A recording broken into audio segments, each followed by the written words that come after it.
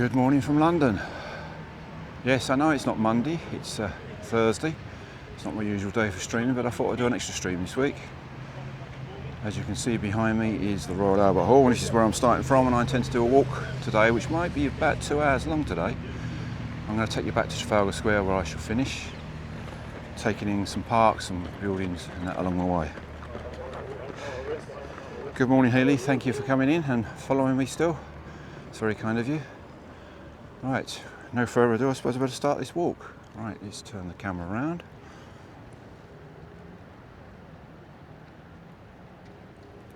As you can see, that's the Royal Albert Hall. Now, just bear with me while I set up my phone, so I don't have to carry it in my hand.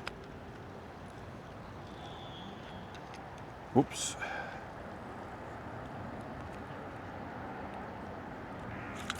No, can't do it. Can't do it. Oh. Try again. Yeah.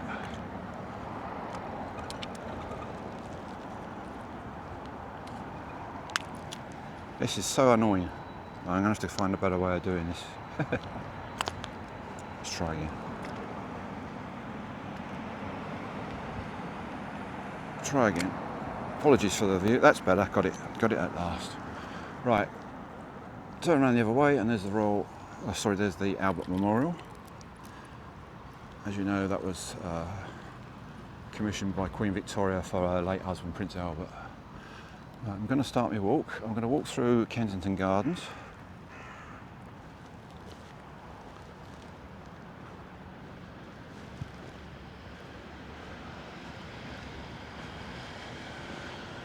The Kensington Gardens originally was part of Hyde Park, which originally was Henry VIII's hunting ground. Oh, good morning, DD Kind Music. Thank you for the raid. Welcome on in.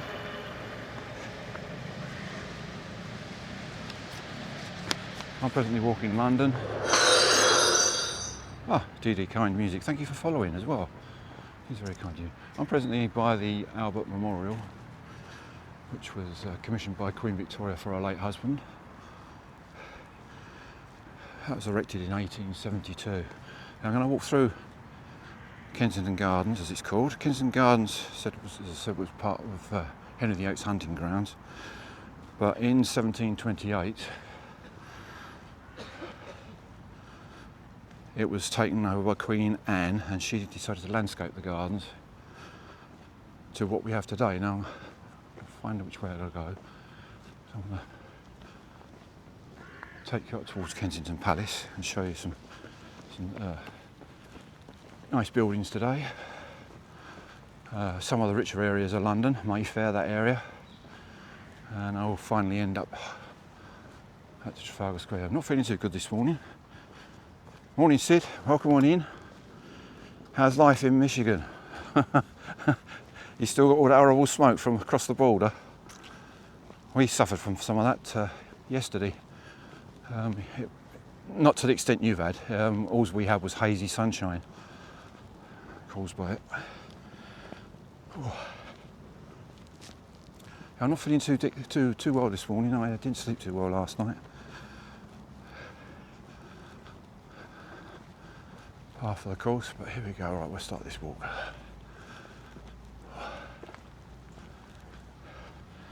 As you can see, Kensington Gardens is heavily laden with trees. One of the most popular trees being the London plane. Oh, it's finally cleared up there. Great, Sydney. That's good news. I know Uncle Rob was suffering from it where he lives.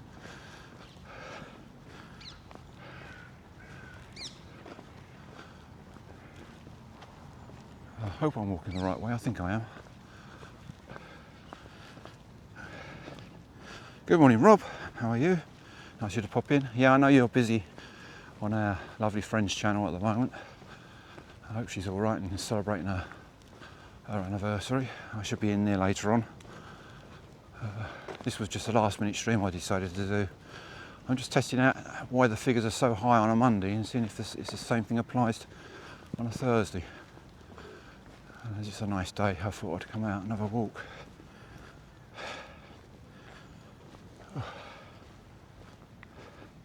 Good to meet you too, DD Kind. What sort of streaming do you do? Is it music stream?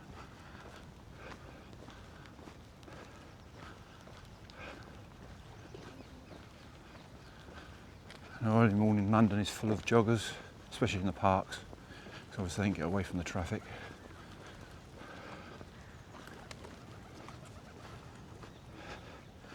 Welcome on in, the Cryptic Detective.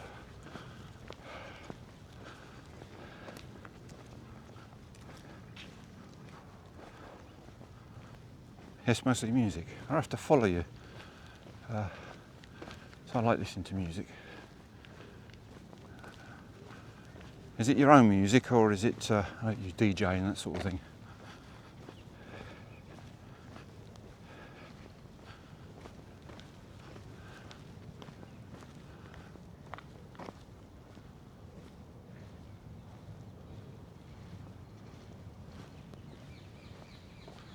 This is lovely through here this morning. Local news, that's interesting. Yeah, local. It's nice when streamers do things locally.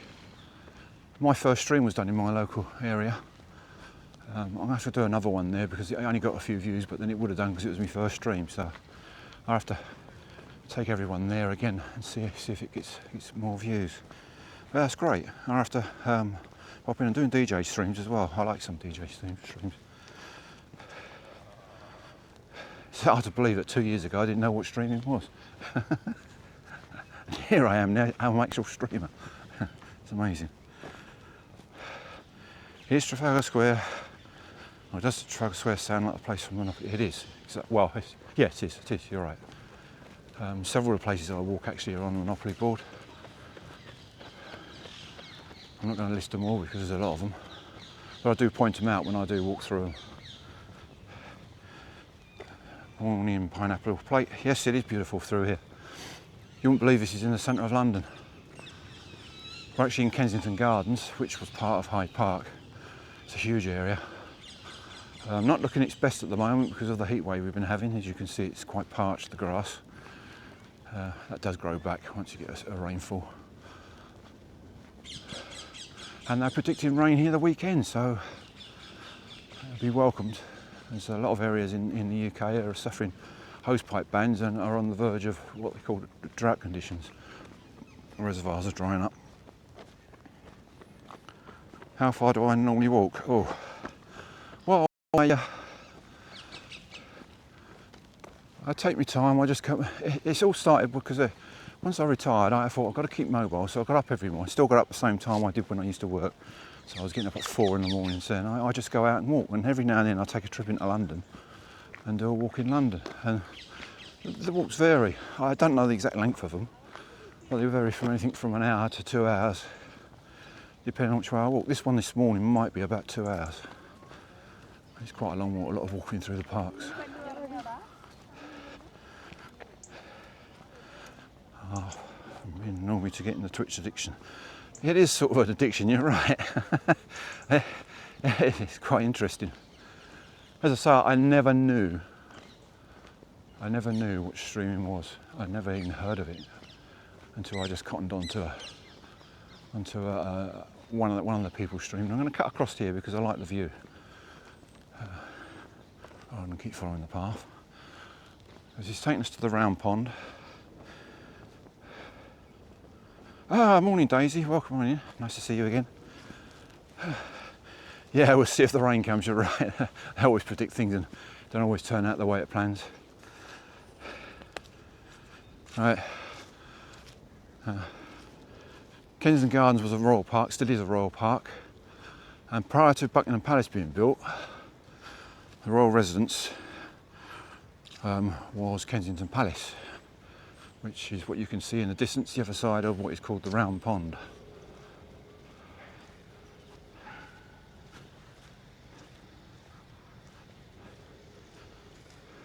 That's good, DD Kind, like walking, because I like walking too.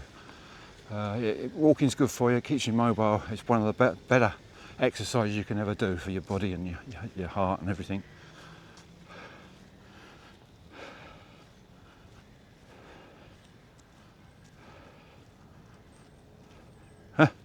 Yeah, cryptid detective. Yeah, a lot of people think London's a concrete jungle, but if you look closer at it, it's not quite a concrete jungle. It's I'm just going to try something. I've never done this before. No, I can't do it. I was going to change the. I still don't know how to zoom in on my Action 4. I'm going to have to figure that out.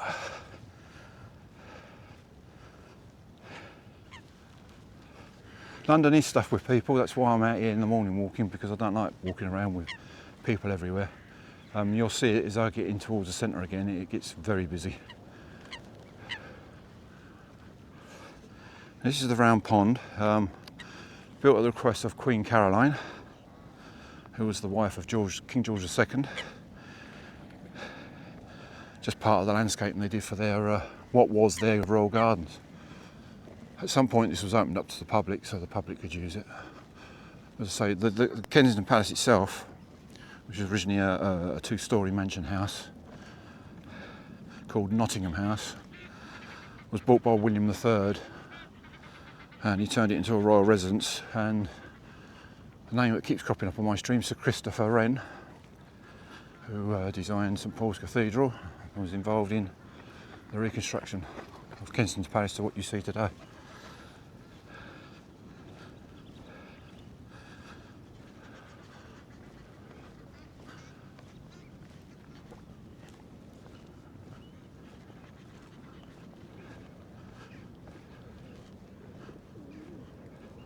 Well, you can go inside some of these palaces. They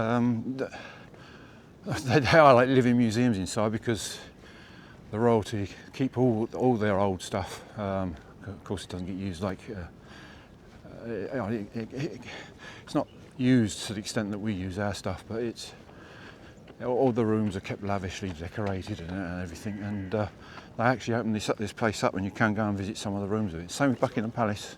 In fact, Buckingham Palace is going to be opened up more to the public, because King Charles II, our present king, has decided he's not going to make that his royal residence anymore. He's going to stay where he is.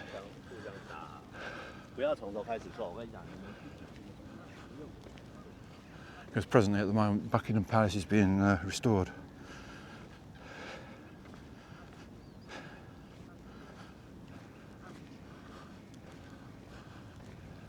Yeah, I was convinced to do streaming by other streamers. I never thought I'd be doing streaming. I never really did. I just like walking, and it's nice because I'm bringing people along with me. And the biggest thing I love about streaming, I don't know about you guys, but I think it's great because it's not just local people are coming in and I chat with. It's people from all around the world. That is it's just fantastic that a medium like this can bring people together all around the world.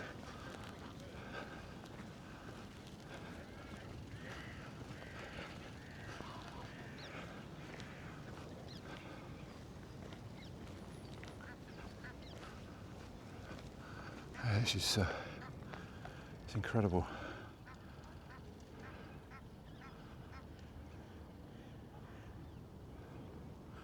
It's taken me a while to get used to this stream. This is my 8th stream, I believe.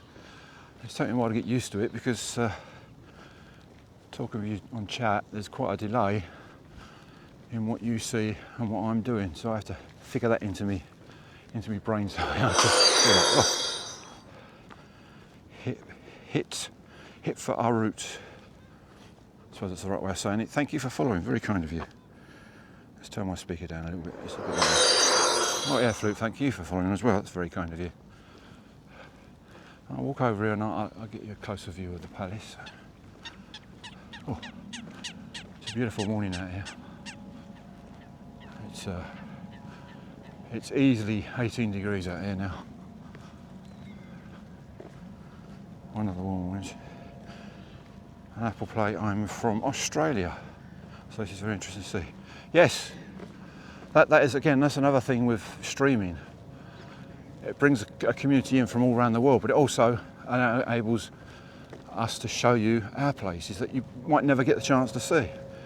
I mean, not everyone can get out and about and see places, so it's nice that I can do this and people can see all the nice things I see. And again, that's a good example of you pineapple being in Australia. That's around the other side of the planet. And there you are, you're there, whatever you're doing at the moment there, watching me here, walking around London. And that's great that this medium can do that.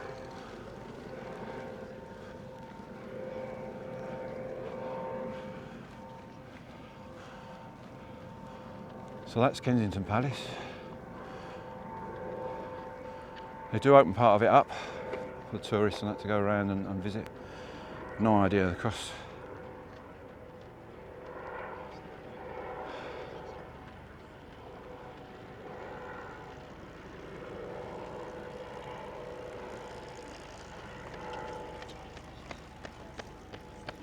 Here we have a statue of Queen Victoria.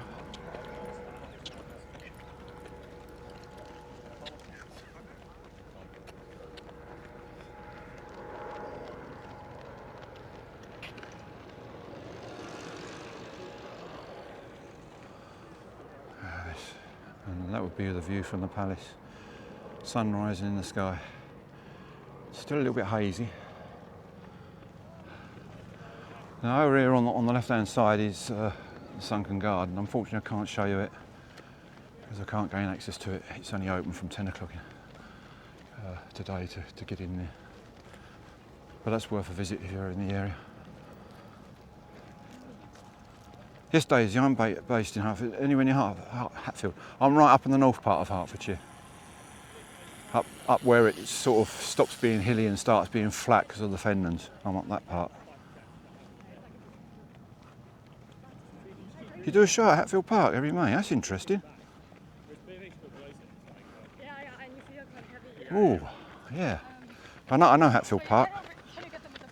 Hatfield, that's where there's another royal, Hatfield House, that's another royal residence. I've visited that quite a few times because I quite like that place. Right, I don't want to go this way, I want to go this way. So I go that way, I'll be well off my route.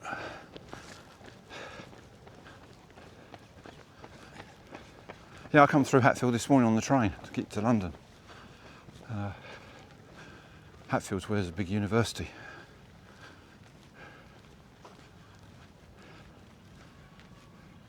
In fact, Hatfield's quite close to St Albans, which is another nice area. Every area is honestly. We live in crafts over 4 days. Hey, bank holiday, so remember that. I'll pop down because that would probably make a nice streaming around there, if they allow you to stream. This is something I've got to get used to, is places I normally walk, I've got to check I can stream there.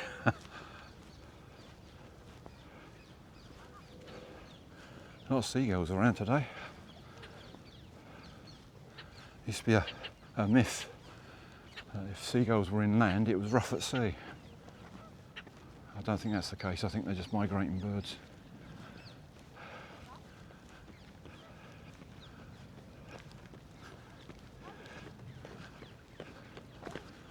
Right, time to get a bit of a walk on. This next section is going to be a bit on the slow side, not a lot to show you because it's all parkland, but it's nice for a nice quiet walk through the fields and chat if anyone fancies chatting. Yeah, this is an extra stream that I don't know. Normally I've only been streaming Monday or Tuesdays because I find it convenient to do those days. But I just fancy coming out today, doing it. Ramata, thank you for following. That's very kind of you.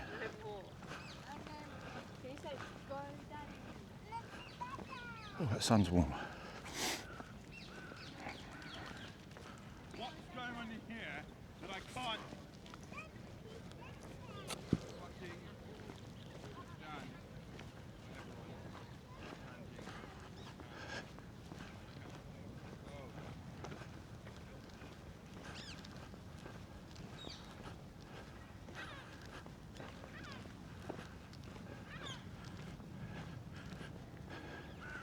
Good morning, Mama Swig. Welcome on in. Oh, gosh, nice to see you. Azula, thank you for following. Very kind of you. 185 followers. You're joking me. Wow. Whoa. As you know, Mama Swig, I just can't believe the number of people that follow me. I spoke about it many times. It just amazes me.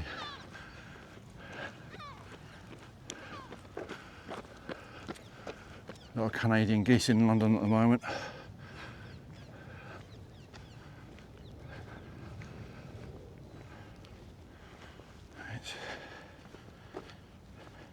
Yes, pineapple. This would be very green. Unfortunately, the UK's had several heat waves.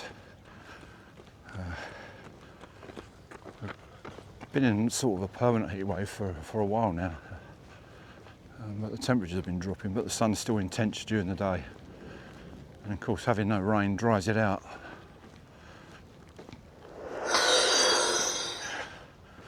Lagoonie Music, thank you for following, very kind of you. Yeah, because we've had lack of rainfall, the ground is dry. And the grass in the UK is very resilient. It can stand a lot of punishment. It can dry out. It can have the sun on it and completely dry it out, like it has almost here. But as soon as you get a drop of rain, that'll bounce back. It'll start going green again.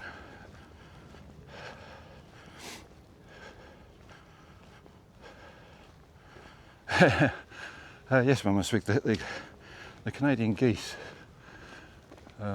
We see a lot of them in the UK. I don't know if it's used as a resting spot as they've flown over from wherever they fly from up north.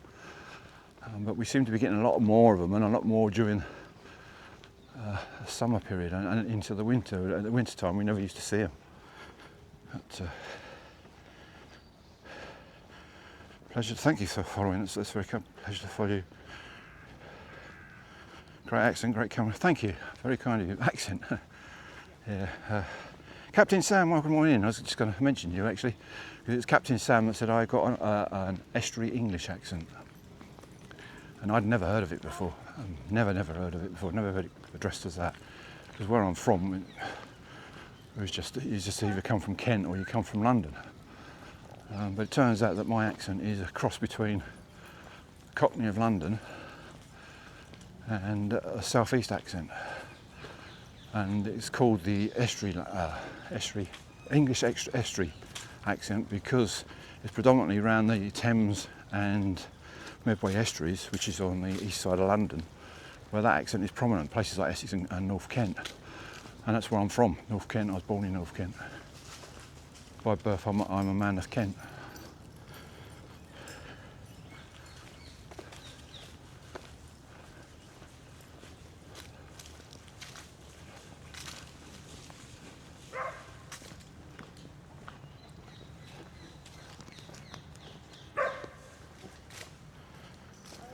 As you can see, people take their dogs for walks in the park here.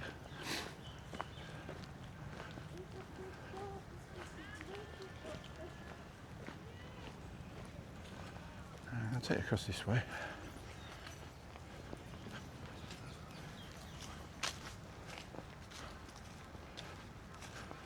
As you can see, there's leaves on the ground. We shouldn't have leaves on the ground this time of year either. The leaves don't usually fall off the trees until autumn, so you're talking about the end of August, middle of September time they start to turn and fall. But again, because of the hot weather, the trees are being confused and they're losing their leaves.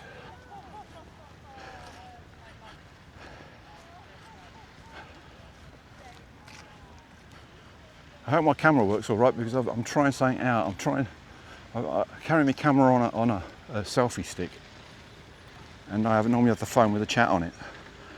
And what was happening was I had the camera in my right hand and the phone in my left, and I had no free hand to do anything. So I was finding it very awkward. What I've done is I've clamped the phone to the selfie stick now, and I'm carrying that in my left hand. So hopefully the imagery is not too bad. This is a Speke Memorial. This is playing in the memory of Speke. Apparently he's well known for discovering, so it says, discovering Lake Victoria and also the source of the Nile. All these memorials everywhere in London. It's It was a thing in the what I call the colonial days of the 1800s and early 1900s, where they would commemorate everything to do with what was going on in the British colonies. So everyone that did something famous, they got a memorial put up in London. There's still many of them around, as that one's still there. A lot have been removed because of the checkered history of some of the people involved, but they're all over London. The camera walk is good. Thank you, Pineapple. And thank you, Mama Swig. It's nice you're up, Mama Swig. It must be really late for you. It's 7:15 here. It must be near on midnight where you are.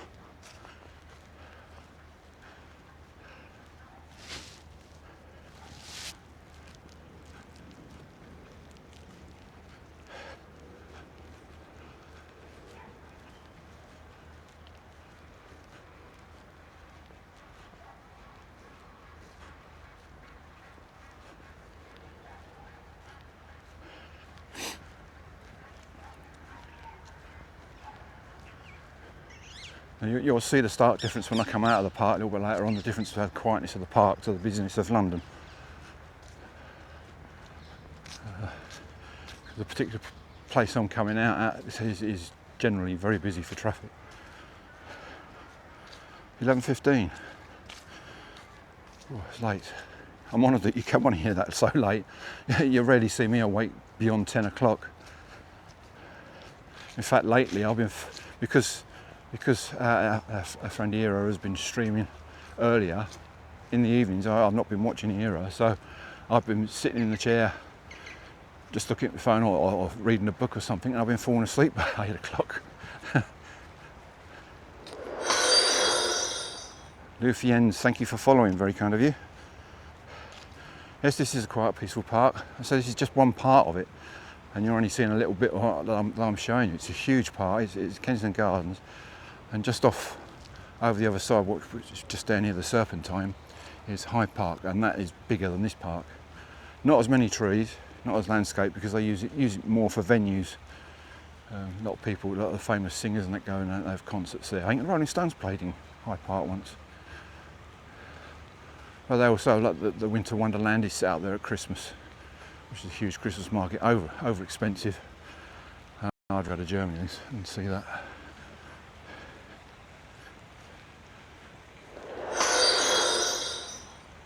Stariotac, thank you for following, very kind of you. Wow.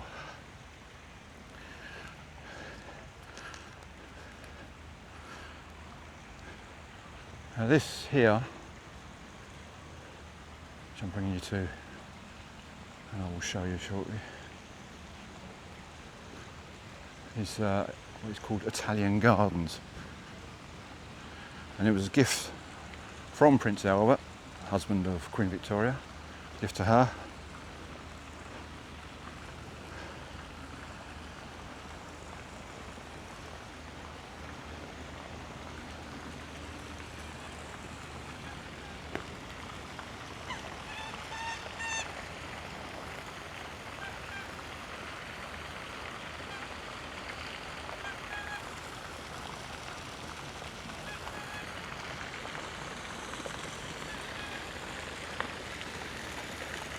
This day as well, and it's incredible.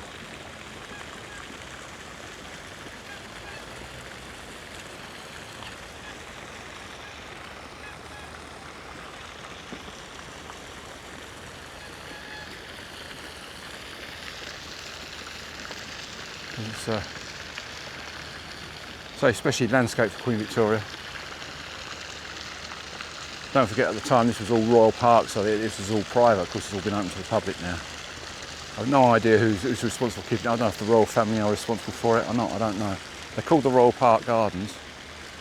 Maybe they are. They have their own little police force as well, the Royal Parks in London.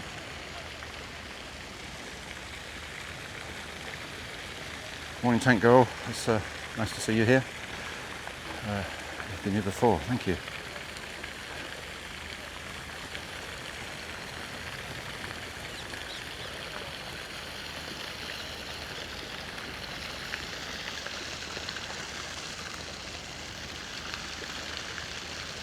I wish I had more details on what all this means, what this building is as well in the gardens, but the only information I could find was that it was commissioned by Prince Albert, and that's it for Queen Victoria.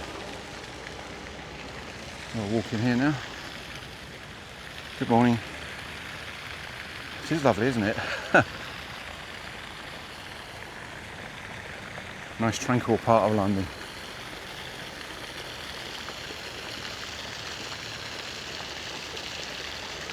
And no less than a few yards away, you look through there, see the busy main road.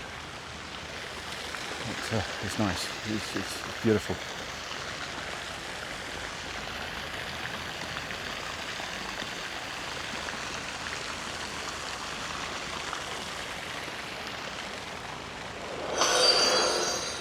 It's not telling, thank you for following. Welcome on in.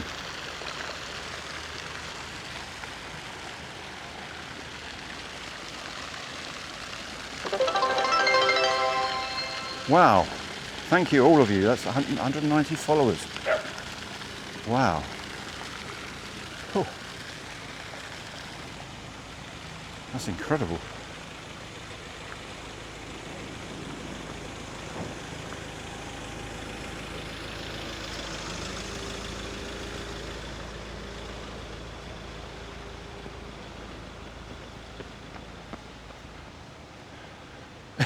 It's not totally banging out the goals. I keep saying it and it just blows my mind. I've only been a streamer since the beginning of June.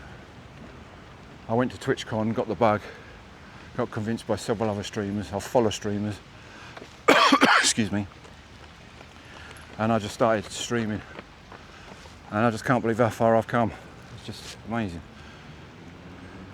And all I do is do what I normally do, just walk through a park or walk through here, and then just let you guys come along with me. It's great of you to follow me.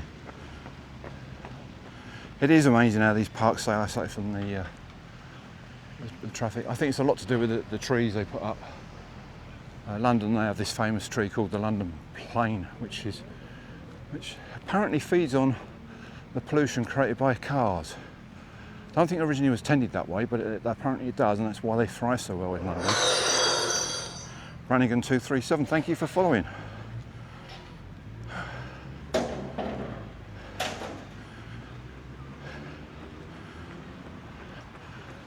At this rate, I'm going to need stronger arms to carry you all, chat. I'm fast approaching 200 go, amazing.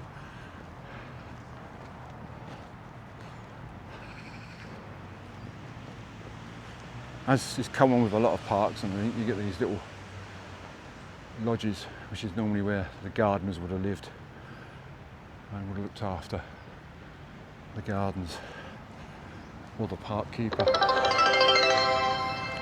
Tank Girl, thank you for the 10 bits, that's very kind of you.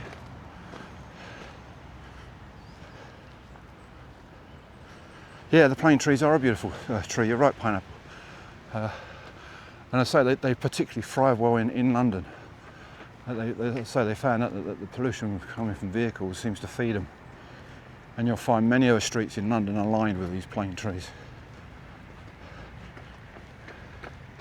I think they were first planted somewhere over at either Grovesnor Square or Berkeley Square, they first planted them. Right, time to start getting a little bit more of a walk on. I think this stream is going to be a bit longer today, longer than mine, doing more hour and a half.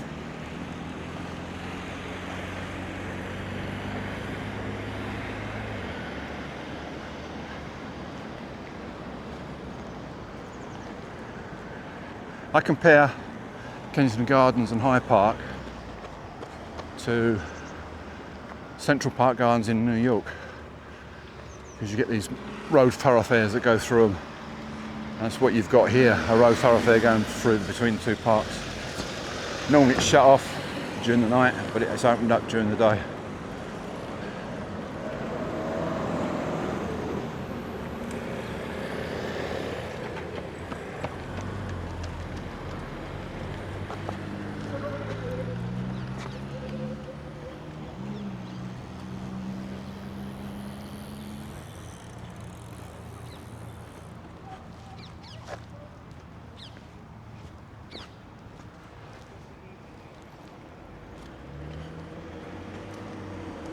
Take your life in your hands around here with all the cyclists.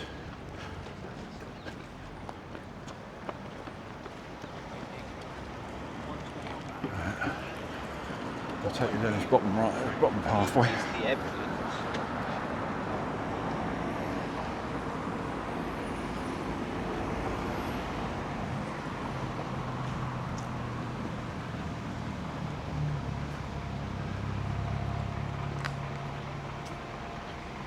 Not a lot to show you along this stretch because it's just mainly a park and walk.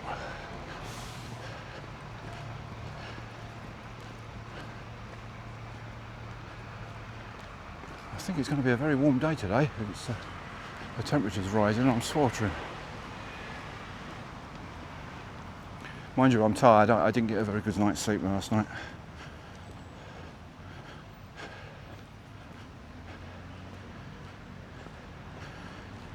Thank God I don't live in Central. I don't even live in London. I couldn't afford to live in London, not nowadays. I spent 25 years of my working life in London.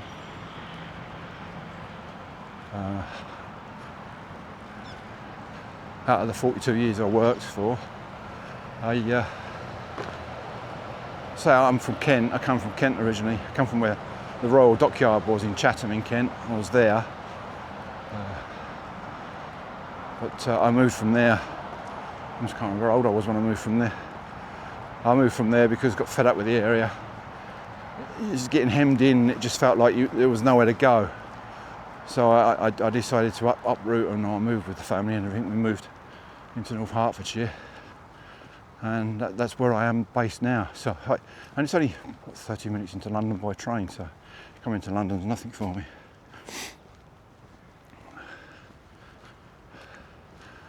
If I had the money, I'd love to have a place in London. It would be nice because then I could go for really early morning walks. Because at home I do really early morning walks because I say I can wake up at 4 in the morning. I will go and do an hour or so walk at 4 in the morning. So I can't do that in London. I've got to wait for the first trains to get me into London and then start walking. So that's why generally it's around 6 o'clock-ish. London time that I start my walks.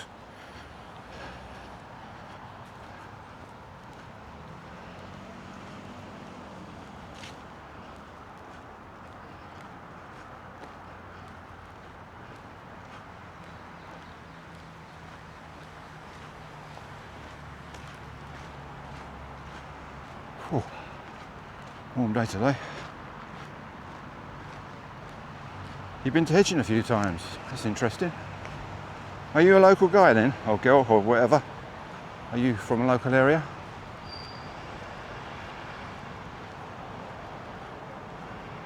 I have a feeling you may have told me before where you were from.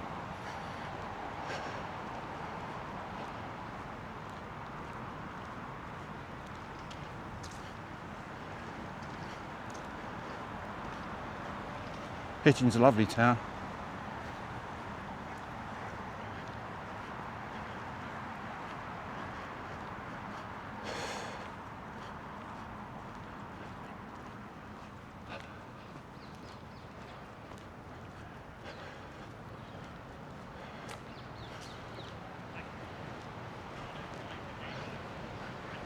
As you can see, that some of the houses that line this road are expensive properties, and the majority of them are apartments. And just for an apartment, you're talking millions. Woman, sorry to apologise. East Midlands, all right. Originally from Wales, that's interesting. Do you have a Welsh accent? Or are you gradually picking up the East Midlands accent? I know some people from Mansfield, that area.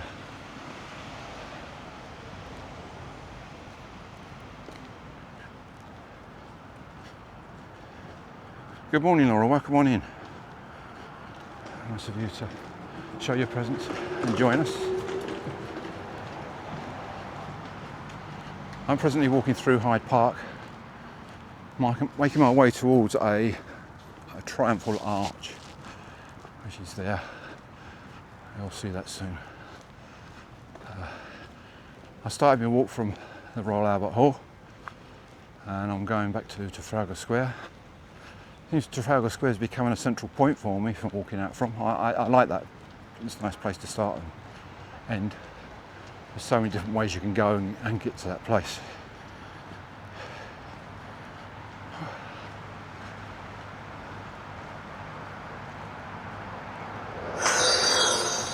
Laura, thank you for following. It's very kind of you.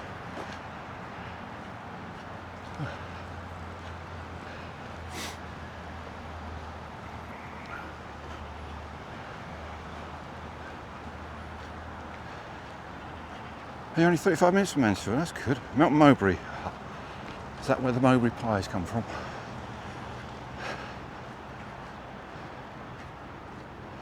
Yeah, you'll find that the locals will say you'll still have the Welsh accent. But in time, as I found from working in London for 25 years, you start picking up the local accent, especially if you're working amongst others that have that accent. I predominantly work with a lot of people that come from South East London, especially the Greenwich, Deptford area. If you saw me in person and I wasn't on stream, you'd hear me say brother a lot. Quite a common saying when addressing people. That's an old South Eastern saying, bruv.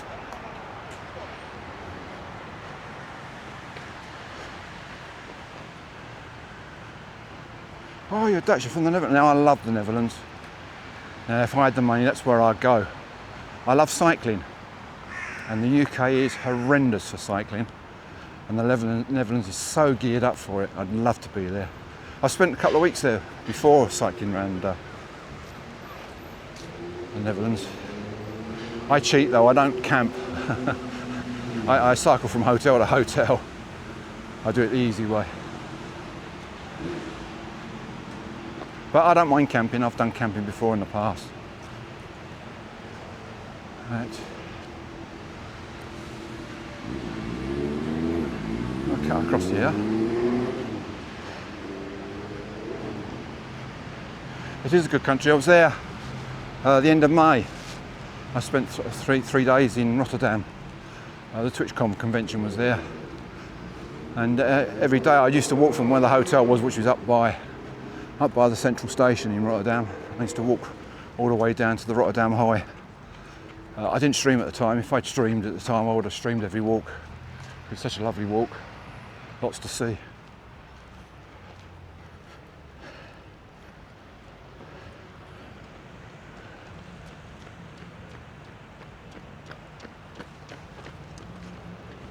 I have eyes in the back of my head. So many cyclists and runners everywhere. I'm trying to find the way into Marble Arch. Akbar. Thank you for following, very kind of you. Please excuse me if I can't pronounce names well, I'm not very good with names, never have been.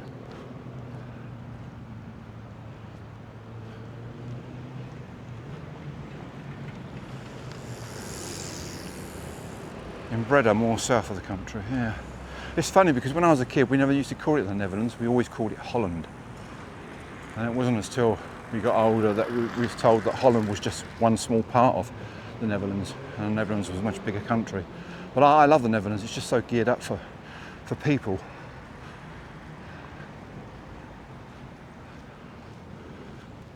For those that like London buses, you'll see a lot of red London buses in this area.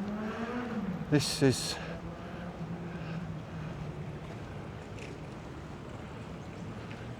the I don't know if it's the West End of London or not. I don't know what area you call this, to be honest. But it's right at the very west end of Oxford Street, which is a famous shopping street.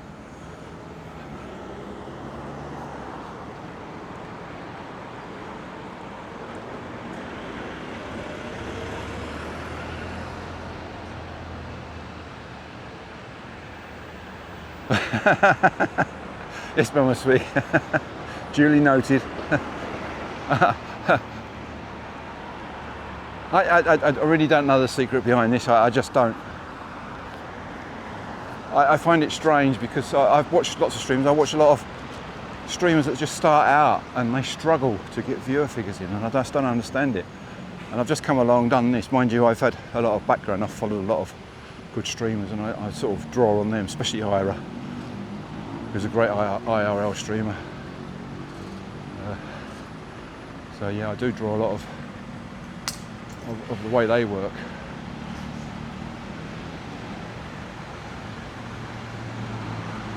To say this is the beginning of Oxford Street, which is a very famous shopping street in London. Most tourists end up going here, and to be honest, most Brits avoid it because it's just so busy, too busy and expensive. You're far better off travelling out of London and going to a nice village or a nice small town and shopping there and get more money for your bucks, as they say. Get more goods for your bucks.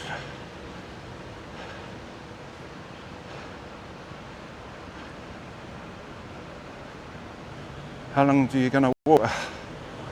Well, at this rate, I don't think I'm going to be finished much before 8:30. You know, it's about an hour's time. I knew it was going to be a longer walk because of the parks. The parks are quite extensive to walk through, and I wanted to take you through it because it's nice to see it.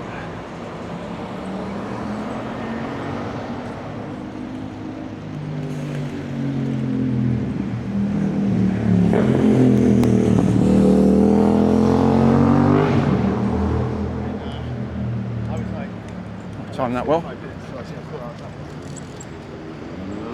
Timed that very well. Cool.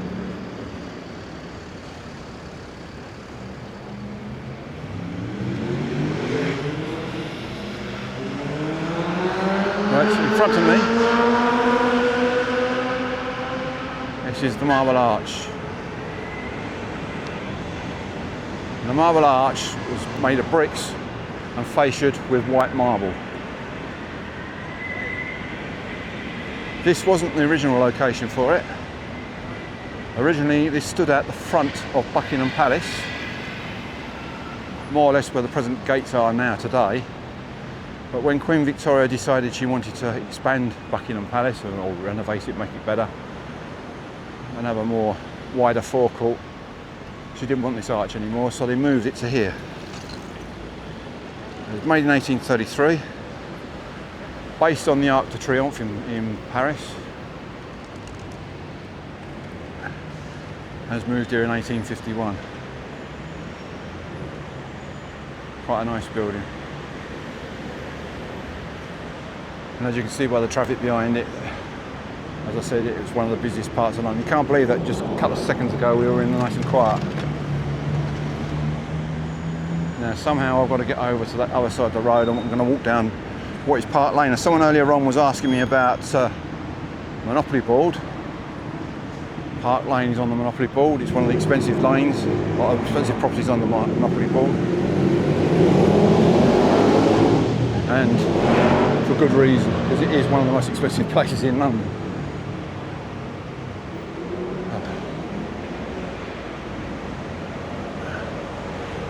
Right. You have to bear with me while I try and cross this road. And I apologise for the noise.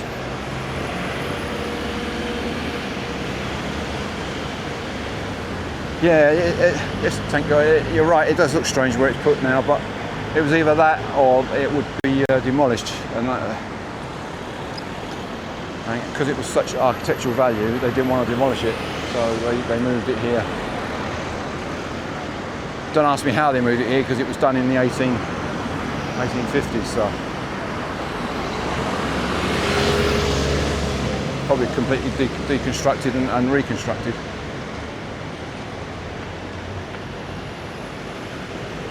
As you can see, these buildings here are very ornate. This looks very Art Deco-ish to me.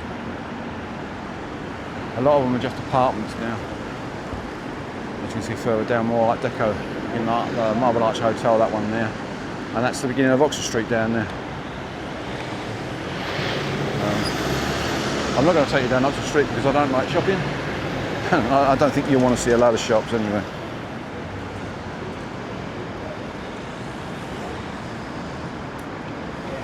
Thank you, Laura. Yeah, that's what I like about watching streams. I like chilled streams. I like streams that have good communities where it's a wholesome community, if you know what I mean. It's that everyone is thankful to everyone else, and that they all respect each other, irrespective of where they come from, where they live and everything. And that's what I want with my community.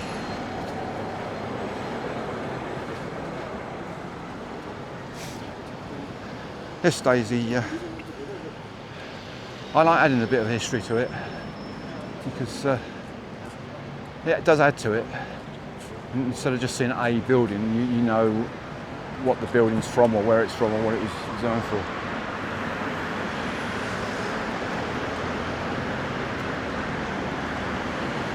Now, this is Park Lane that we're walking down. Try not to get run over.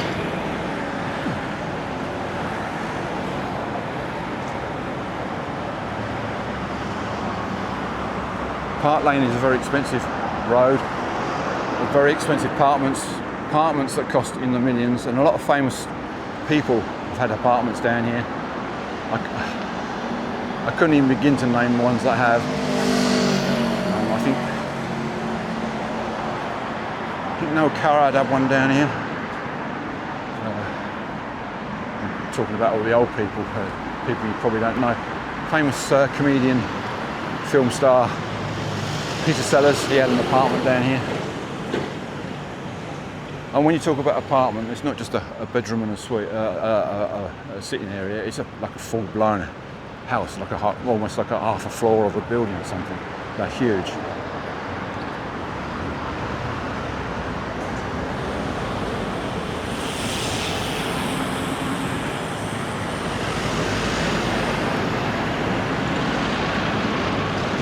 Just to give you some idea of the neighbourhood and why it's expensive, and the cars they sell. See some of the cars in there. I don't know what they are. I'm not a car driver myself. All I know is they're expensive cars.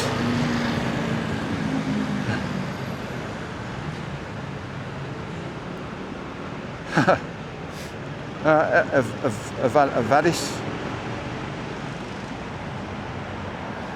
I don't know that. Vadis. Yeah. Okay. There's properties for sale there.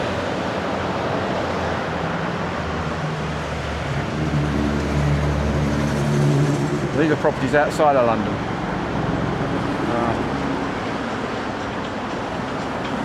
They're properties outside of London, and they're in the millions. God knows what properties here are.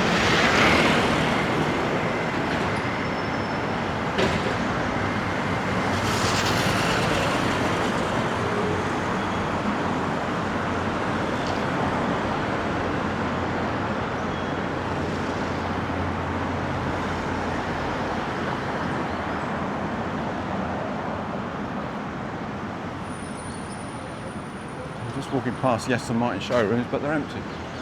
So maybe they're not here anymore. Alright, I'm going to move away from this busy road.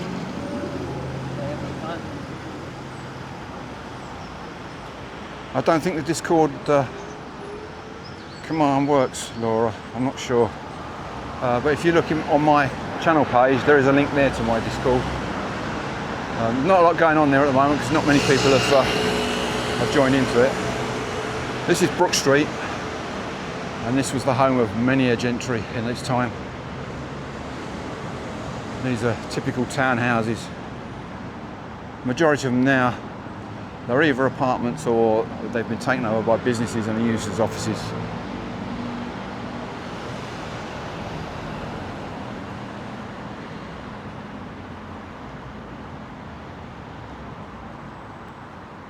But you go down some of these back streets of London, it's like stepping back in time.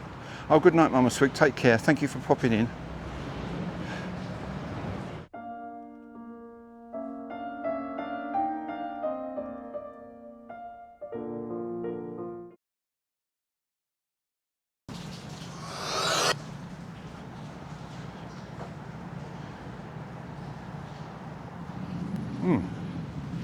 I think I lost my signal then. momentarily. Are we still alive? Well, thank you, Daisy. I knew it did work. I had trouble with it before. Apparently I didn't know you have to put a certificate on it that says it never expires. When I put it on there before, it expired after 3 days. So I've sorted that, so it works. The stream's fine now. Yeah, I don't know what happened there. I just had a momentary loss.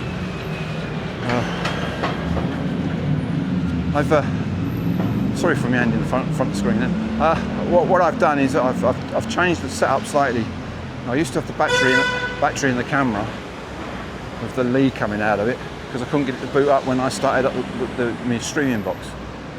I've taken the battery out now and managed to get it so it boots up on its own, so maybe there's a hiccup there. I'll have to check. But yeah. I don't know if you can send the link in chat, Daisy. You might have to whisper her it.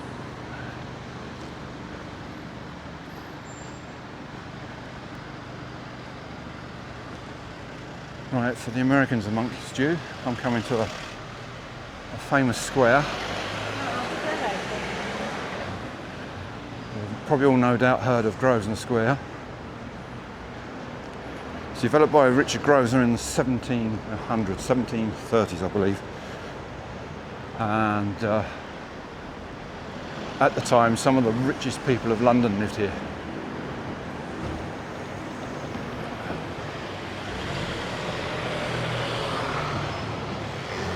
These buildings.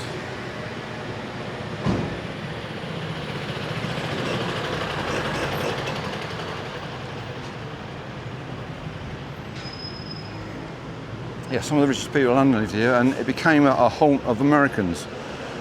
And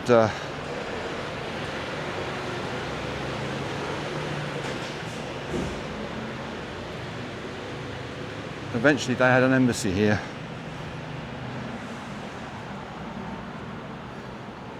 In 1938. So Twitter GG, thank you for following. Yes, as I was saying, the Americans set up a headquarters here during World War II for Dwight D. Eisenhower, and they ended up having an embassy here from 1938. They had that embassy until 1960, which was then handed over to the Canadians, who then used it until they moved to Trafalgar Square. But the Americans then had a building called Grosvenor House.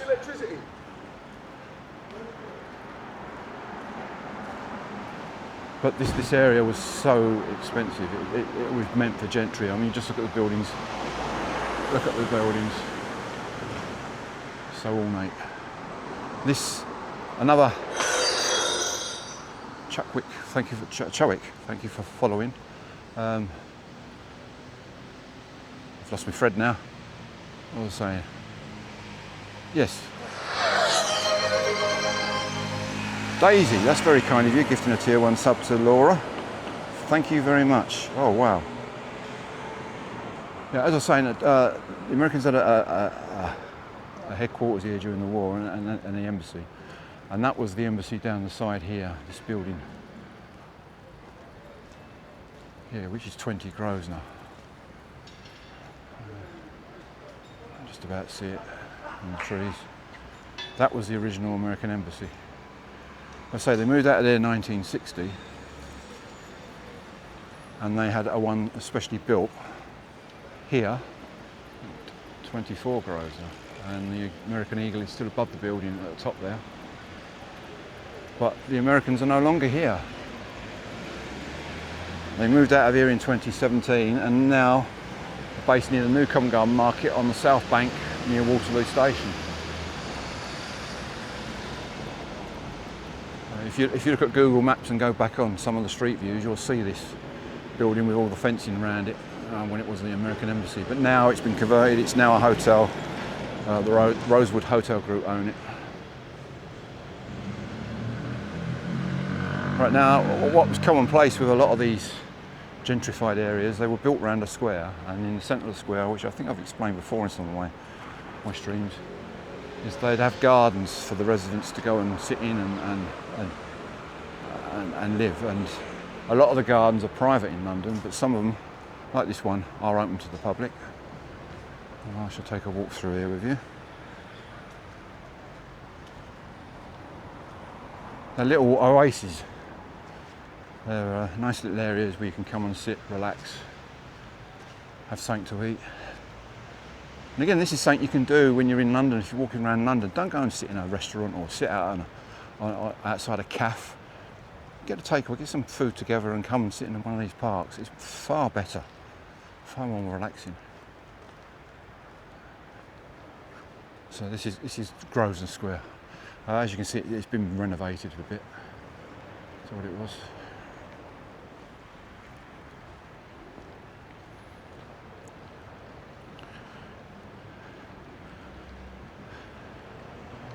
There probably are gardens on top of the buildings. A lot of London buildings now have gardens on top.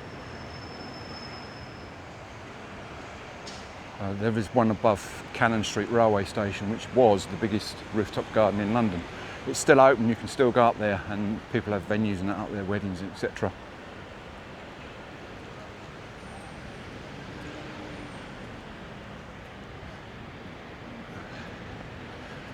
There's another monument for my fellow Americans amongst us, Franklin Delano Roosevelt.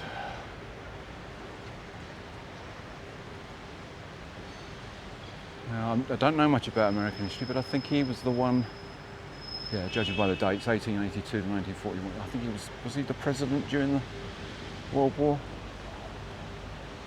I don't know. And judging by the cane, wasn't he also the one that was severely disabled and but never showed it in public? It looks like a big public bath. It does, doesn't it? It's very modernised in here now to what it was.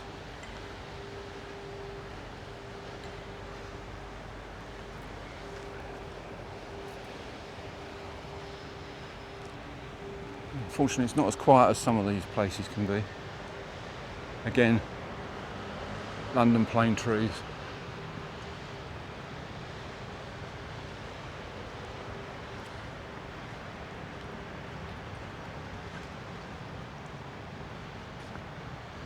I say the buildings that are around here.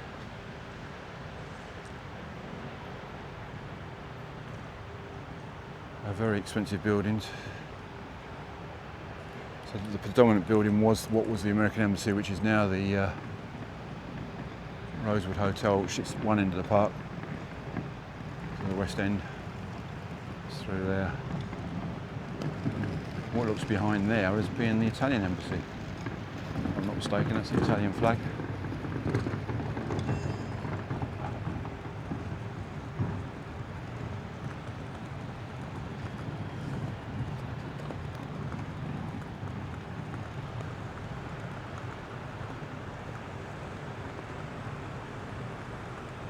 Probably right, Tank Girl. Yeah, probably has someone been drunk in it at some point. I don't know if they shut this park off at night. Sometimes they do, sometimes they don't. So a lot of them in London where there are these squares, some of them are completely shut off and only the residents are getting access to them. Because basically it's the residents around the park, around the square, that actually pay for the upkeep of these parks.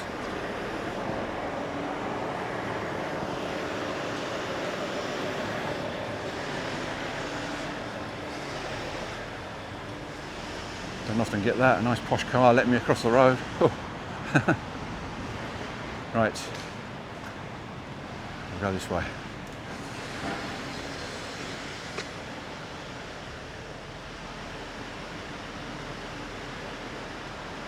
I think I'll go this side.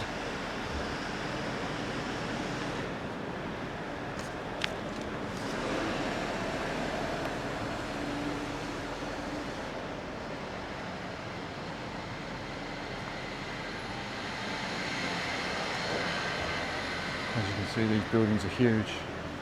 So they would have been owned by aristocracy, the richest people in London at the time. Majority of them now are taken over by offices, businesses, small businesses, and this particular one here is definitely a business. and some are converted into apartments.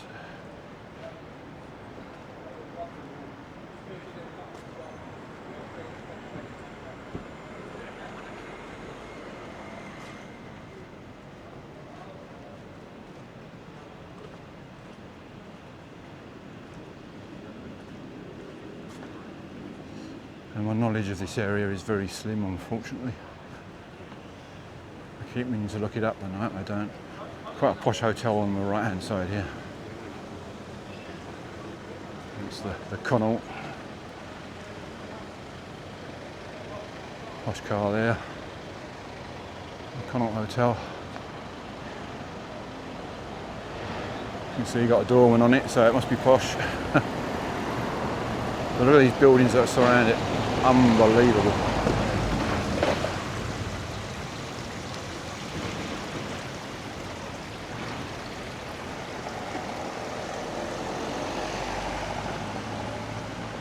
I have to find out what this red stone is that they're made from. It's not the normal Portland stone, which a lot of London is been built with.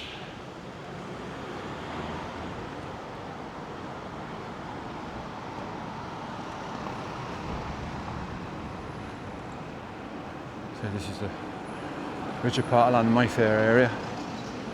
And as you know, it's the richest property on the Monopoly board in London. Buildings are huge, aren't they? They really are huge. It's hard to believe that they were built and owned by one person, you know.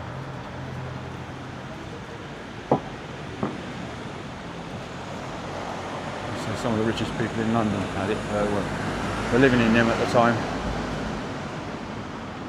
A lot of expensive shops around here.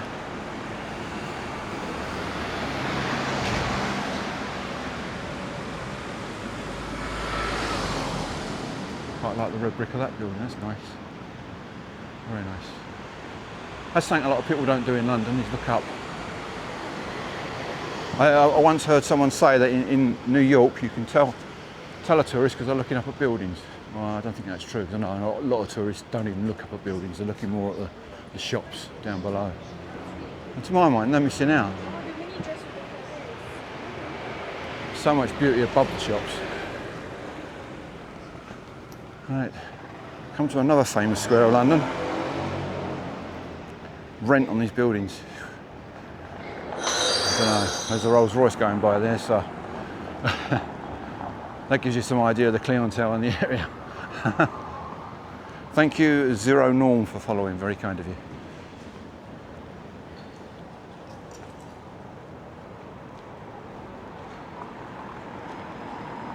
Berkeley Square, I do believe there's songs about Nightingale in Berkeley Square, as it was saying, I don't know.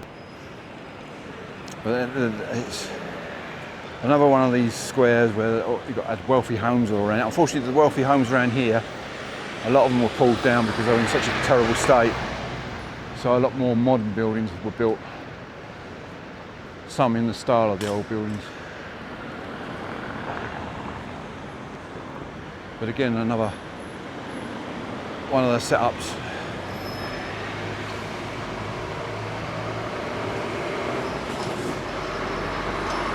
Whereby you've got the residential buildings all round a central park, a theme that's echoed quite a lot around London.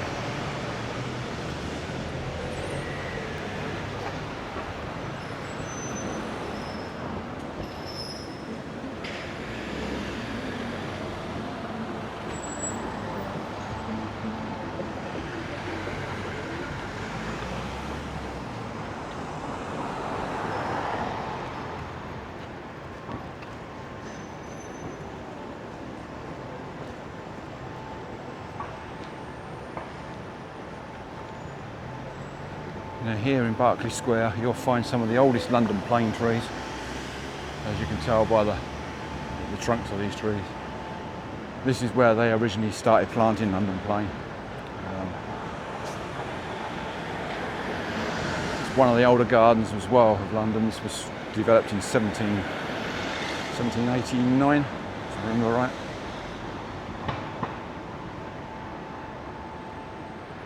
A lot of benches here, a lot of people come in. There's a lot of businesses around here, so I should imagine at lunchtime you'll see a lot of people come out here and spend their lunch breaks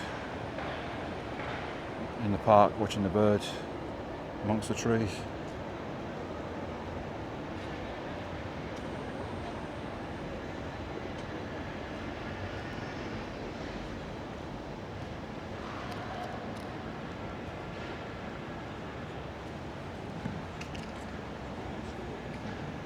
You can imagine when they were first built, no cars in them days, all horse and carriage outside, and all the gentry all dressed up in their robes and God knows what else they would wear in the time. I suppose you find pictures and films, look for some British films based around the times, you'll probably see it. EU deck, thank you for following, it's very kind of you. Yes, you're right, Daisy. Interesting you say that about being plush inside. I know for a fact that a lot of them would have butlers and maids in them. And I know from my personal family history that I have got ancestors that went into service. They call it going into service, and they went and served as maids or butlers. And that was their life. They just lived that was their life. They didn't have any other sort of life. They went and stayed in these massive great properties, and then the job was just totally to look after the owners of the property. Be their servants, basically. Yes, you're right, AR Rock. It does need some rain.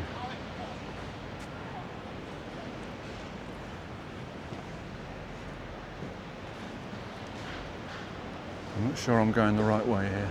Oh yes, I am. I'm wrong there.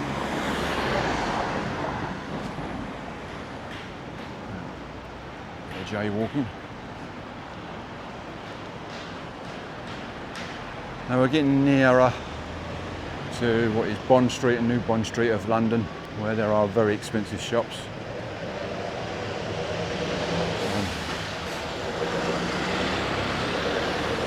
You'll go and look up in the windows of these shops and there'll be items up for sale and everything. You'll go inside the shops and look at these items, they'll be for sale. None of them will be priced up, there'll be no prices on them. And the saying goes that if you have to ask the price, you can't afford it.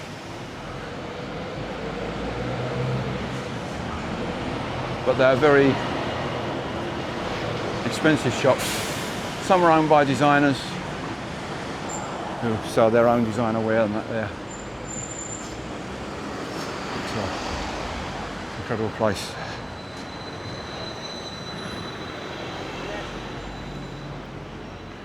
Okay, let's get walking.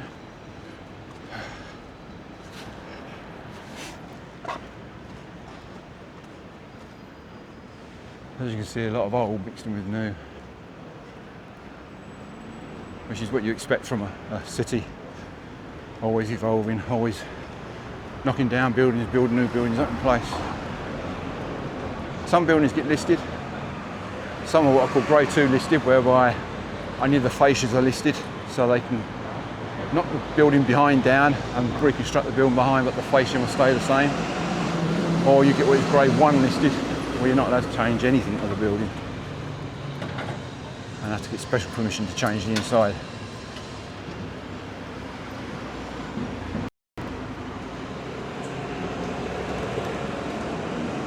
Old English tavern.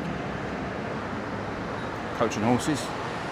Coach and Horses is a name you'll see a lot with taverns, primarily because they were resting places for, in the old days, things like a stagecoach, which is where they used to carry people across London, around the country as well. Until the advent of trains and buses, the only way people get around was by horse and carriage.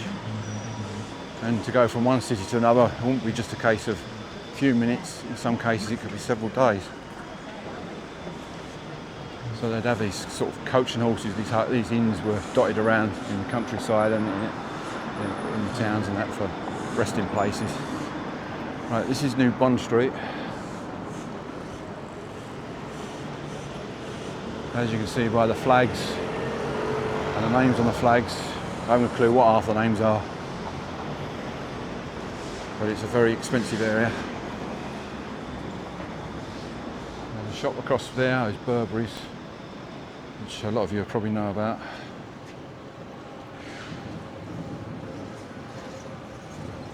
Disappointed in the lack of Nightingale action. I've never seen a Nightingale. I've heard them, but never seen one. Yes, Healy, it is Mayfair. It was Mayfair. I think we're just outside of the Mayfair area now, but it's still an expensive area. Another expensive name, Louis Vuitton.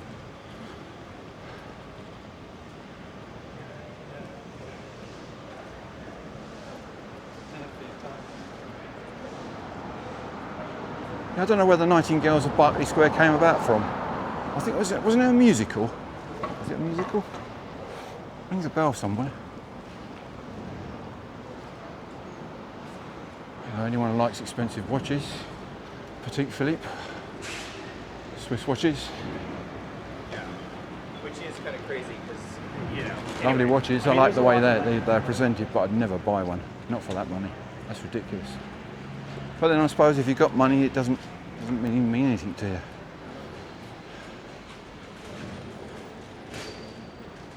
Yeah, it's a musical style song. I have to look it up, but I'm pretty sure there was a musical of some sort called Nightingales of Berkeley Square. I know there's been several films about Berkeley Square and that. Da Vinci. Nice building. Very ornate. So just look at the names, chat. Very expensive area.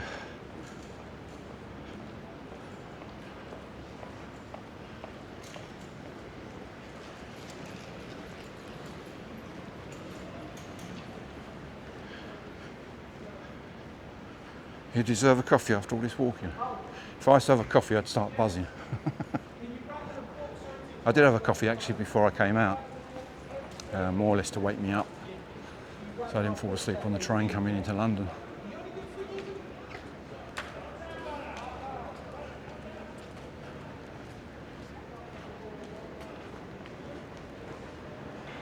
In my last stream, right at the end of this road, I walked along that, that's Piccadilly.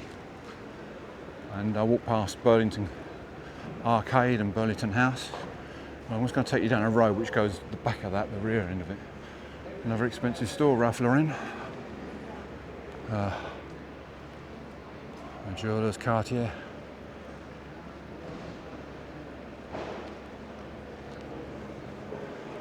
Tiffany's there.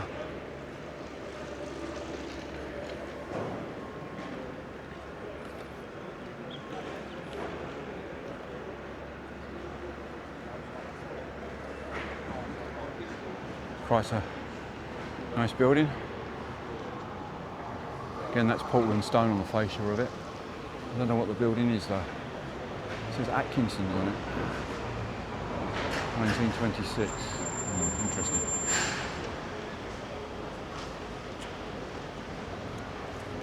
So no more changes with your guy? No. Now on the last stream when I walked down Piccadilly,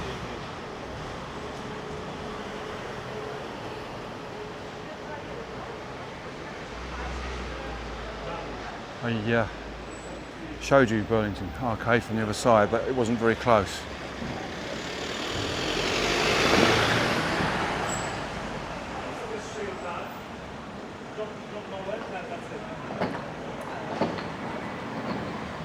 Well, I'll show you the inside of it here if I can.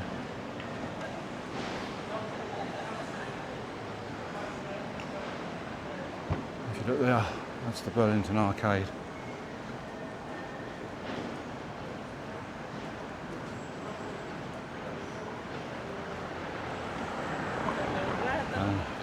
This building here is the back of Burlington House, which was one of the earliest buildings in London to have apartments in,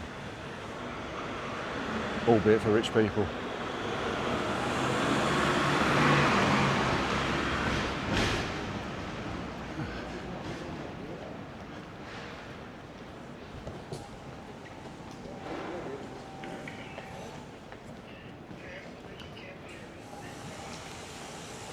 I sometimes try to imagine what these areas were like without cars and what it was like in the old days.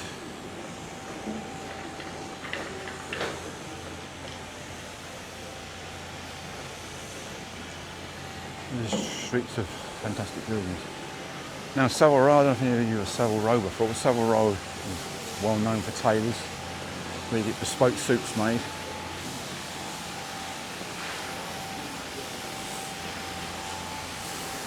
So there is one other older tailors which date back to 1689, and that's this building here.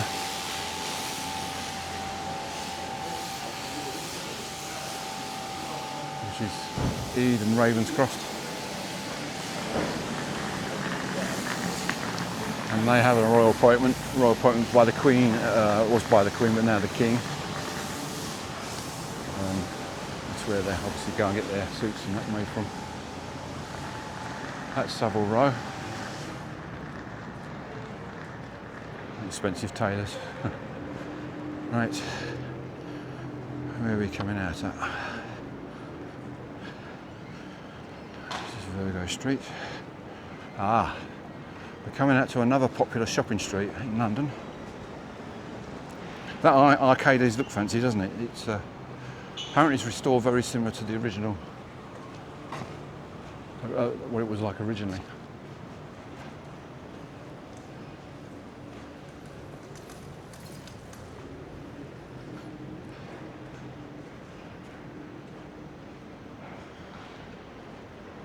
There's another Burberry. Well, where we're coming out to now is Regent Street. For all you Monopoly fans, it's on the green. It's the green ones. Regent Street is there.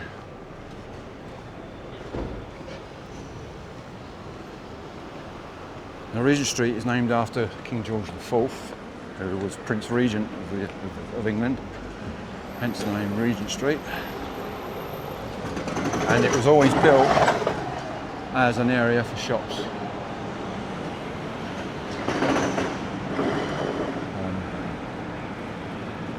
It was built in 1825, but the properties you see there now were redeveloped in 1895. So a lot of original stuff has gone. This leads down from Oxford Street, which is another busy shopping area. If you think that's grand looking, I'm going to turn around and face the other part of Regent Street, which is known as the Quadrant. I'll spin around there now. And this is the Quadrant. Again, purposely built for retail business back in the 1895. It wasn't completed until 1927 because World War I delayed it. Funds were needed elsewhere. But this is fantastic. I remember coming down here as a kid and looking at this and just thought, wow, it's so grand.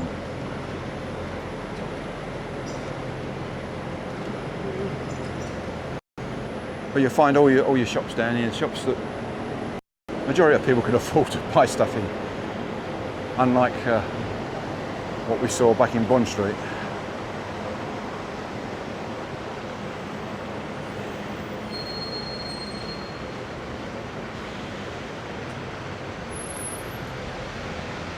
Yeah, there is something about it's called the Quadrant because it is literally a quarter of a circle, and it's just fascinating.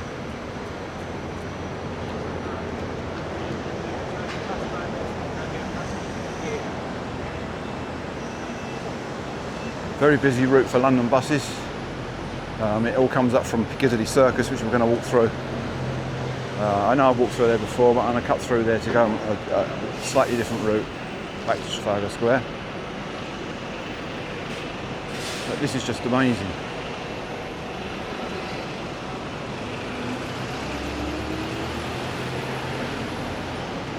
I bet there isn't a pan. No, but I believe there's one on Oxford Street.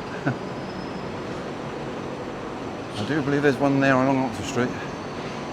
Oh, I could do without an ice cream right now, would be nice.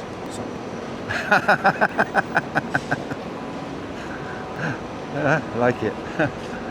Some of the locals.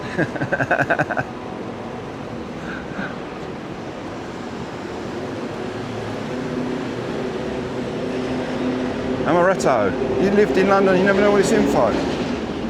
Wow.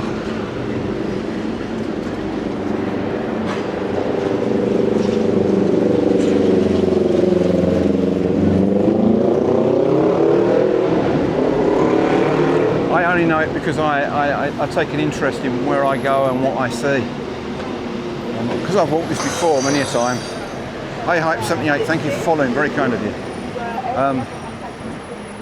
Because I've walked these areas many a time, I've always think, oh, what's that and what's this, and I've got to find out about that. And I do. When I go back home, I go and think, oh, I walked this route and I saw this, and I look it up and find out what it's all about.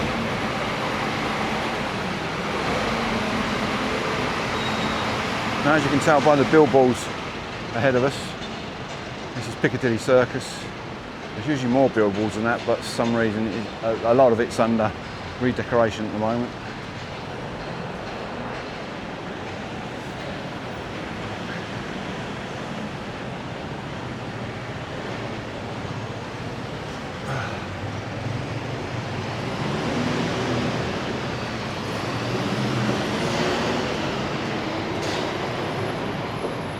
Now, I'd love to show you the statue of Eros, which was in the centre of Piccadilly Circus, but that, I believe, is still under construction or being renovated, so we won't be able to see that still.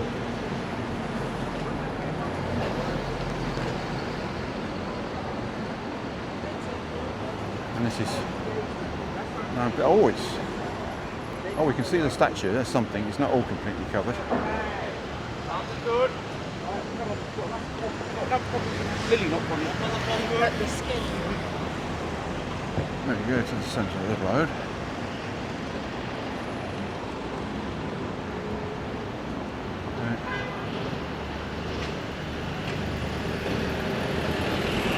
Just there in front of the Lily White's building and the Criterion Theatre is the Eros statue, which is a fountain which used to stand more or less over this way. It was dead centre, and it used to be like a circle. It wasn't a roundabout, it wasn't the typical roundabout that you'd have nowadays, but traffic could go around it either way.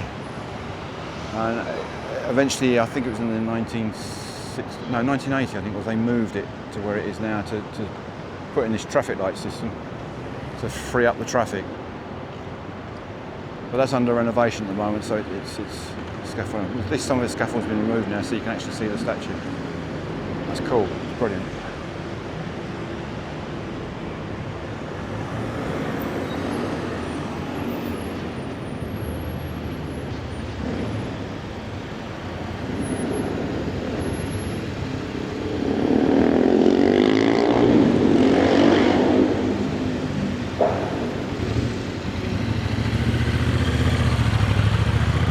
Anyone who's interested in chocolate, there's a chocolate shop there.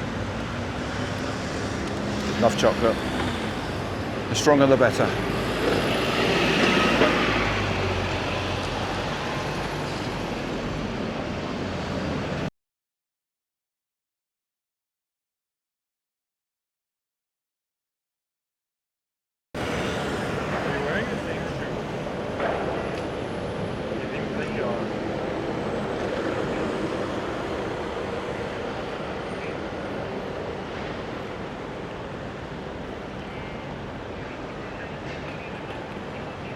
I hope we're still here, chat, because I think my camera froze.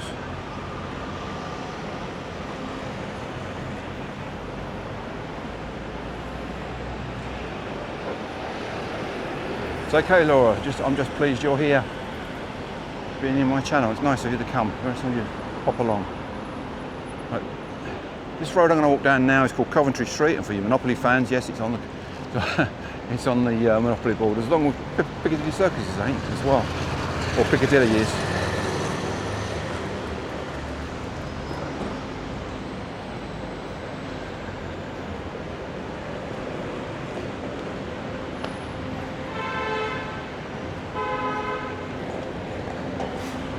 And we're coming into what is more known as Theatreland, or the entertainment area of the West End of London. Leicester Square there. I'm going to take you to the south end of Leicester Square. I'm not going to cross Leicester Square. I've already been through there twice on these streams. Went black is good now, thank you. Thank you. Oh. American influence, Five Guys.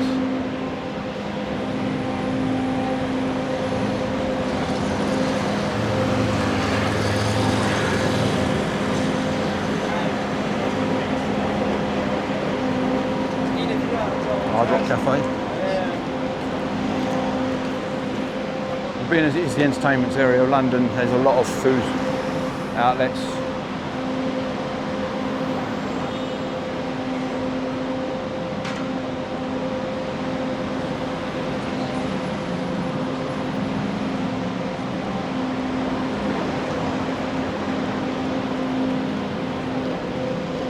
Sometimes you just can't wait for lights to change. It's so much traffic.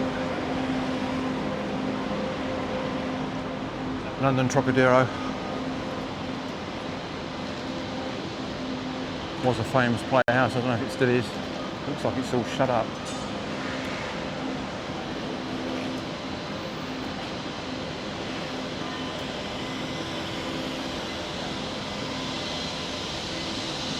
You love the old architecture. There is just so much of it in London, it's what I like about London. Whereas a lot of cities, they pull all the old stuff down and build all these great big tall skyscrapers.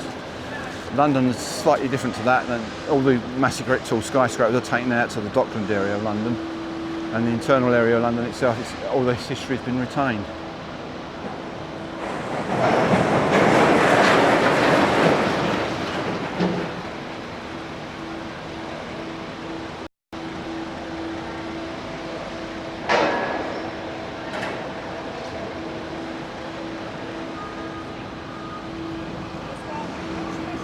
Another theatre, the Rialto.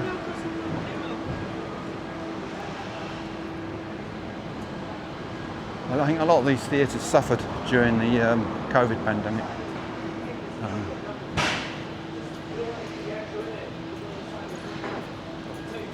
They lost a lot of business and lost a lot of money because they weren't earning anything. Because whilst the places, whilst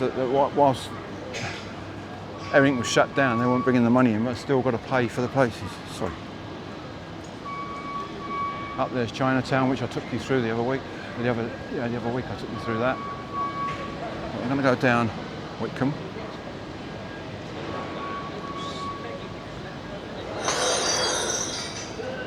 Joyful Expression, nice username. Thank you for following. It's very kind of you.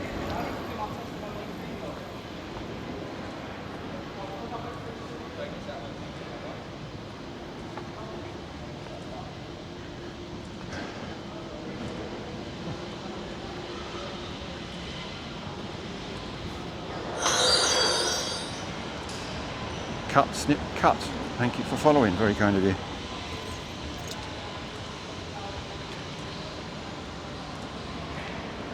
I'll turn along Patton Street here. I'm going to go and walk the south side of Leicester Square, just to show you Leicester Square area.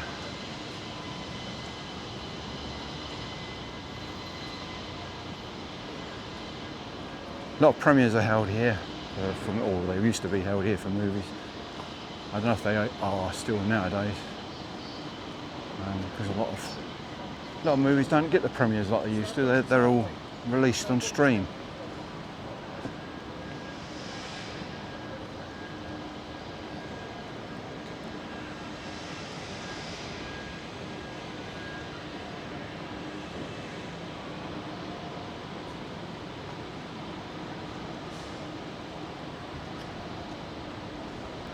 Back of the National Gallery, which faces onto Trafalgar Square, so it gives you some indication I'm not far from the end of my walk.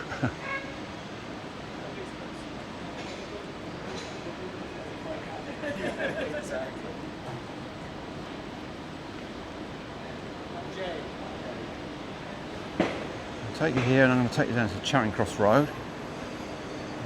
Show a couple of things in Charing Cross Road. Again, you see there's a lot of eateries around here. Big Italian restaurant on the left-hand side.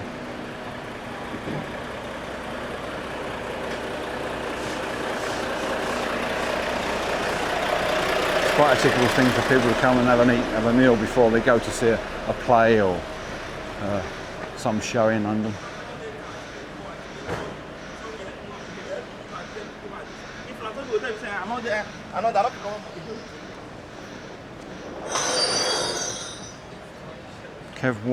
Kevin Cuts, thank you for the follow, very kind of you. This is like a little Italy through here. They're all virtually all Italian. So sorry.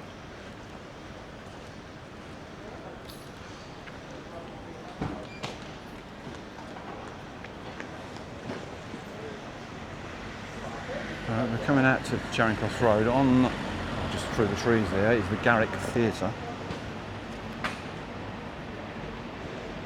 Well, that was built in 1889, something like that. And that is purely built for plays and has always been plays, and to this day it's plays. And as you can see at the moment, Noel Brooks' musical, the producers is there.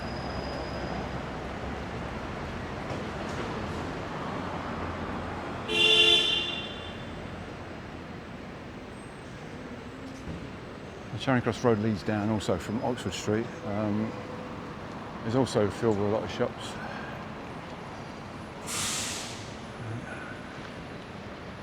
Let's cross over.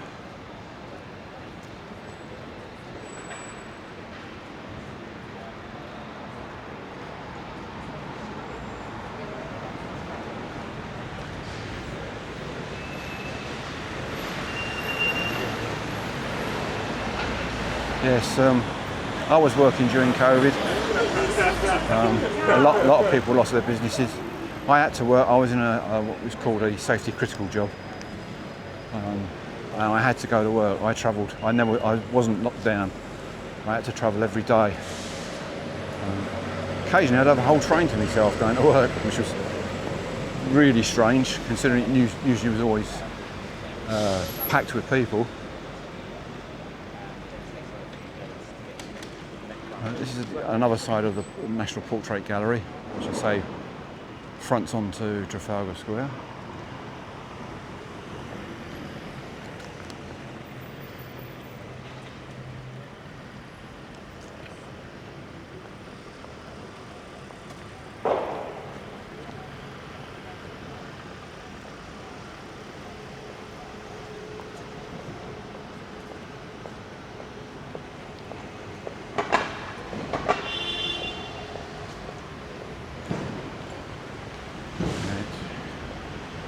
This is St Martin in the Fields. It's an old church on the site of a previously older church which was built in 1222. So this is how old this site is. And this is the parish of Westminster. And I don't know if you remember me saying to you about churches in London hidden around by buildings. It's because of London has spread out and encompassed all these little parishes, and Westminster was one of these parishes. You wouldn't believe it now looking at it.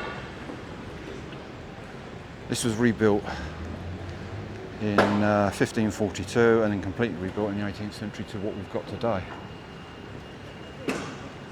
And as you can see, just off to the right of me there is Trafalgar Square, which is where I shall end my stream. I'm going to cross over to get over to there.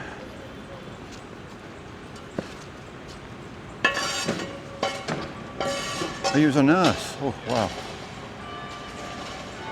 Yeah. I had no choice. I wasn't given the choice. I couldn't work. My job wouldn't work from home. I was given no choice. I had to go to work. So it's a safety critical job. If I didn't go to work, other people couldn't get to work, like yourself, nurses, doctors, and all the essential people couldn't get to work. So I had to go to work.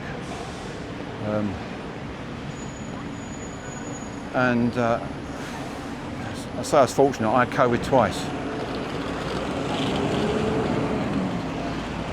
I got it twice, and I've got a touch of what they call long COVID, whereby the lungs have been scarred, and sometimes I get out of breath. But Natalie, thank you very much for following. It's very kind of you. Whoops. There's the National Portrait from the front. And over there is Canada House, as I say, that's where they moved from Grosvenor Square to there. And this is the iconic, what everyone knows as Trafalgar Square. Carl, thank you for following, very kind of you. I always like this place. This always brings back memories from when I was a kid. my nan brought me up here to London, come up by train from Chatham in Kent, and we come up here and we come up here. And in them days you came to Trafalgar Square and it was a novelty to buy some bird seed from a seller, hold your hand out with the bird seed, and you'd be covered in pigeons coming down and eating the bird seeds from you. Nowadays, pigeons aren't allowed in here. They even have who I saw on one of my streams, a bloke comes down here with a bird of prey to scare pigeons away, to stop them congregating here. But this was literally covered in pigeons. If you ever Google it and look back to the 1960s, 1970s, you'll see this place literally covered in it. And tourists used to flock here just for the pigeons.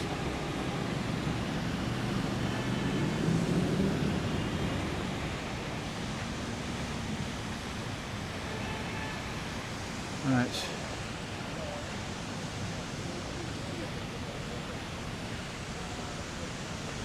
Nice view there in the background.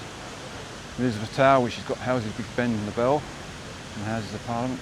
That's Whitehall. That goes down past Downing Street. I have walked down there.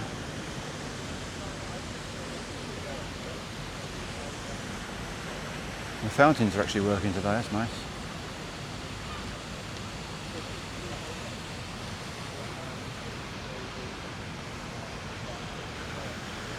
Right, chat. Oh. Oh. Just bear with me for a minute while oh, my left arm's killing me.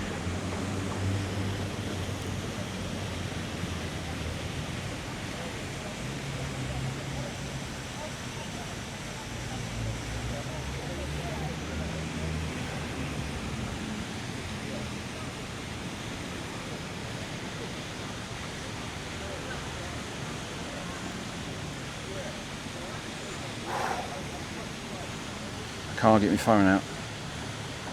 Well, I've got it. Yeah, that's it. That's all I wanted to do, get my phone out. And this is the part I hate the most. You get to see me. My ugly mug. I better do it the other way because the sun's behind me. There we go, chat. That's me. Well, I hope you enjoyed the walk today. It's been a nice walk. Just a minute, I'm going to spin you around. I've got my cable caught. There you go. It's been a nice walk today. I've enjoyed it. I hope you've enjoyed it too. I'm going to raid you over to a wonderful streamer called Ira Abba. It's a special day for her. She's celebrating her partner anniversary. That's 1 year being a partner with Twitch. She's presently in her 62nd country, which is over in DFGH. Thank you for the follow, it's very kind of you. Presently in her 62nd country, which she's visited and streamed, and that is in Singapore. And I think she's trying to go to the Rooftop Sky Park today, and maybe she's not made that there yet, and you could maybe go along and watch her and follow her. Give her a good follow because she's a fantastic streamer. She's also a singer-songwriter. And some of the songs are fantastic. So I'm going to start the raid now. Alright, the raid is set up and it's all ready to go. I'd like to say thank you to all my followers. Thank you for those that have gifted subs today. That is very kind of you. I hope you enjoyed the walk. I'm going to do another walk again probably Monday. I don't know where I'm going. It should be somewhere nice. Yet to decide which way I'm going to walk in London. I want to do a cycle stream. I'm toying with doing a cycle stream. I might do a test run first and then do a live one. I don't know how much people would be up for that.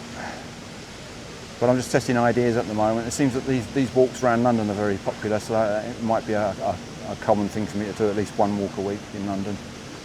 And I'd have a content with it. But I'm thankful for people being with me today. I'm just outstanding by the fact that people like following me. Right, I think the raid's going. Thank you, Sam, for being here. That's very kind of you. Thank you, Pineapple, DD Kind, all the followers, everyone, Healy. Oh. And yes, thank you very much. Say hi to Ira for me. I should probably try and pop in the stream. So thank you everyone, take care.